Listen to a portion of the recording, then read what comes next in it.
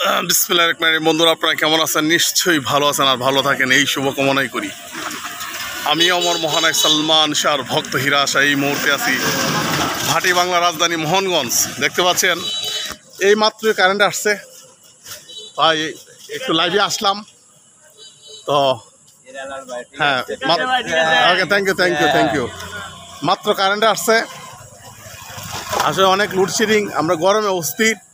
Current না থাকলে যে কী অবস্থা, বাসা বাড়িতে ছোটো বাচ্চারা আছে, অনেক স্টুডেন্ট আছে, ছেলেমেয়েরা লেখাপড়া করতে কষ্ট হয়। কারেন্ট না থাকলে রান্না বান্না থেকে শুরু করে মানে আমরা এখন বিদ্যুতের উপর নির্ভরশীল, প্রযুক্তির উপর নির্ভরশীল, এর মধ্যে বিদ্যুতের উপর আরও বড় নির্ভরশীল। আমার দাদা আসতেছে ভাটি বাংলা রাজধানী মোহনগঞ্জ, এসে মাছ কিনলাম। সিলভার কাপ দেখতে পাচ্ছেন, এই যে সিলভার মাছটি দেখায়নি, সিলভার কাপ 100 টাকা কেজি। সিলভার কাপ নিলাম 3 কেজির উপরে, 300 টাকা সামথিং কিছু নিচে দাম। বাইসাইকেল যাত্রা আমার, এই যে বাইসাইকেলের কারিগর দাদা, এই যে বাইসাইকেলেরই ব্যবসা করেন আমার দাদা। শুক্রবারে যায়, আমাদের প্রতি শুক্রবারে ধর্মবাসা বঙ্গবন্ধু চত্বরে যায় সাইকেল নিয়ে, বাইসাইকেল নিয়ে। দাদা কেমন আছেন? ভালো আছি। দোয়া করবেন আমার জন্যে। আচ্ছা, তো বন্ধুরা আমি এখন দোয়া করবেন, আমি এখন ধর্মবাসার উদ্দেশ্যে যাত্রা শুরু করব।